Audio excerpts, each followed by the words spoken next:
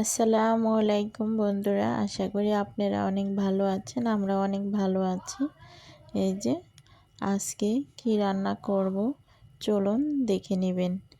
এখানে গ্রামে বলে যে এটা নাকি একটা সংসার পিঠা। চলুন আজকে সেই সংসার পিঠাটা আমি তৈরি করে দেখাবো।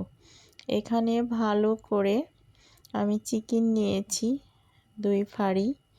এইটাকে সিদ্ধ করেছি, তারপরে হাতের সাহায্যে ভালো করে গুঁড়া গুঁড়া করে নিয়েছি। আর এখন এই যে সব কিছু দিয়ে তারপরে এটাকে ভাজি করব। এখানে মাংসতে যা দেওয়া হয় সব কিছু দিয়েছি। আর একটা বলে মেজবানি মশলা, এক আপুর, ওই আপুটা বলে সুন্দর করে, আমার খুবই ভালো লাগে ওই আপুকে। তো এখন আমি সেই মেজবানি মশলাটা দিয়ে এভাবে চিকেনটা দিয়ে ভালো করে সবজিটা দিয়ে কষিয়ে নিচ্ছি।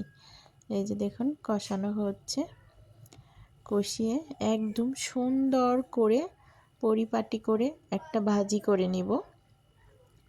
চিকেন না হলে কিন্তু সংসার পিঠাটা হয় না চিকেন ছাড়া। এই যে দেখুন এটা ভালো করে নরমাল আঁচে আস্তে আস্তে ভাজিটা সুন্দর করে নিব। তারপরে আমি আটাটা এভাবে সিদ্ধ করে নিব। এখানে আটাটা সিদ্ধ করে তারপরে আমি কিন্তু রুটিটা বেলে তারপরে সংসার পিঠাটা তৈরি করব। এ ফাঁকে একটু ধনেপাতা দিয়ে দিচ্ছি। এই যে মাংস ভাজিটা হয়ে গেছে। এই যে একটু ধনেপাতা কুচি দিয়ে নেড়ে চেড়ে নামিয়ে রাখবো কিছুক্ষণের ভিতরেই। আর আরেকটা কথা বলি, এই পিঠাটা কিন্তু আমার মাইশা অনেক পছন্দ করে। সে বলতো আগে খাড়া খাড়া পিঠা, এখন বলে সংসার পিঠা। এই যে দেখুন কি সুন্দর হয়েছে চিকেন ভাজিটা দেখতে। আর এ ফাঁকে এখানে আটাটাও সিদ্ধ করে নিয়েছি। আর এখন ভালো করে মথে নিয়েছি। এখন বেলে এখানে কিন্তু সংসার পিঠাটা আমি বানিয়ে নিচ্ছি। এটা কিন্তু এই যে এটার সাহায্যে পিঠাটা খুবই সুন্দর হবে। এটা একটা নকশা ডিজাইন করা হয়, ডিজাইনের সাহায্যে এই পিঠাটা সুন্দর করে কাটা হবে। এটাকে দিয়ে দিলাম চিকেনটা, তারপরে সুন্দর করে চিকেনটা দিয়ে কেটে নিচ্ছি।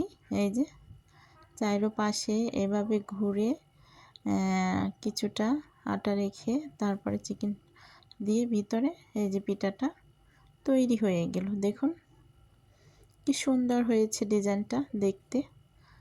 আর সবটি পিঠাই এই যে বানানো শেষ হয়ে গেছে, আরও কয়েকটা আছে, আমার যেন ওখানে বানিয়ে নিচ্ছে। এখন কিন্তু ভাজার পালা। ফ্রাই প্যানে তেল দিয়ে এটাকে কিন্তু ভেজে নিব। এখন অল্প তেল হলে হবে না, ফ্রাই প্যানে একটু ভালো করে তেল দিয়ে নিতে হবে যেন পিঠাটা কিছুটা ডুবে যায়। এভাবে এক এক করে সবটি পিঠাই আমি কিন্তু এখানে দিয়ে নিচ্ছি। এই যে দেখুন পিঠাগুলো খুব সুন্দর হয়েছে। আর সবটি দেওয়া শেষ হলো এক এক করে। এখন কিছুক্ষণ পরে এটাকে উল্টিয়ে পাল্টিয়ে দিব। তারপরে আপনারা দেখতে পাবেন যে পিঠাটার সৌন্দর্যটা। আর এই পিঠাটা খেতেও অনেকটা ভালো লাগে, বড়দের কোন বাচ্চাদের কোন দেখতে খেতে অনেক ভালো লাগে, দেখতেও সুন্দর হয়, খেতেও ভালো লাগে। এই যে হয়ে গেছে, এক এক করে নামিয়ে নিচ্ছি। এই যে দেখুন হয়ে গেছে। আজকে ঘরোয়াভাবে সংসার পিঠা তৈরি করা হলো। এটা হলো একটা মজাদার পিঠা, কি বলুন? তো বন্ধুরা আজকের পিঠাটা কেমন লাগলো দেখে অবশ্যই কমেন্ট করবেন। আপনারা সবাই সুস্থ থাকবেন, ভালো থাকবেন।